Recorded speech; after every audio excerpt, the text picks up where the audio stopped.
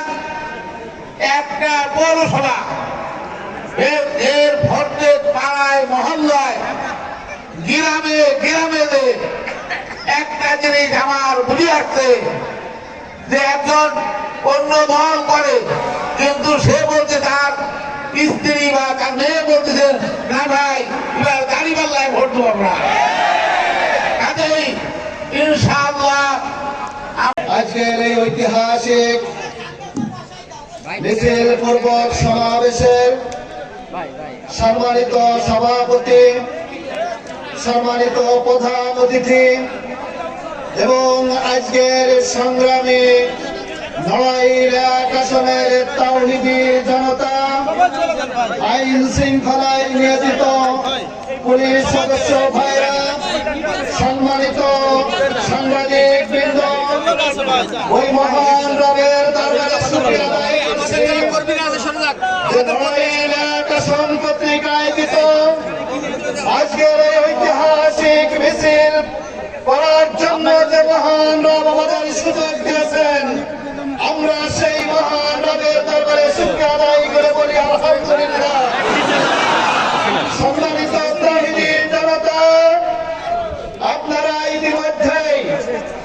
গত 2 দিন ধরে অত্যন্ত পরিশ্রম করে আমার বিভিন্ন জায়গায় যে পোস্টার আপনারা চালিয়েছেন, ওই পোস্টারের ভিতরে আপনারা দেখেছেন আফসা করে বাংলাদেশের একটা ম্যাপ এবং আমাদের জাতীয় পতাকাকে দিয়ে আমি বুঝাইতে চেয়েছি আগামী দিন যদি বাংলাদেশ এবং বাংলাদেশের পতাকাকে যদি অক্ষুণ্ণ রাখতে হয়, তাহলে বাংলাদেশ জামাত ইসলামীর দাঁড়িপাল্লার কোন বিকল্প নেই। আমি সেই জন্য আজকে আপনারা দেখেছেন টুপির উপরে আমি একটি পতাকা বেঁধে নেমেছি। আমাদের তমাল ছেলেরা এই দেশকে রক্ত দিয়ে শহীদ হয়ে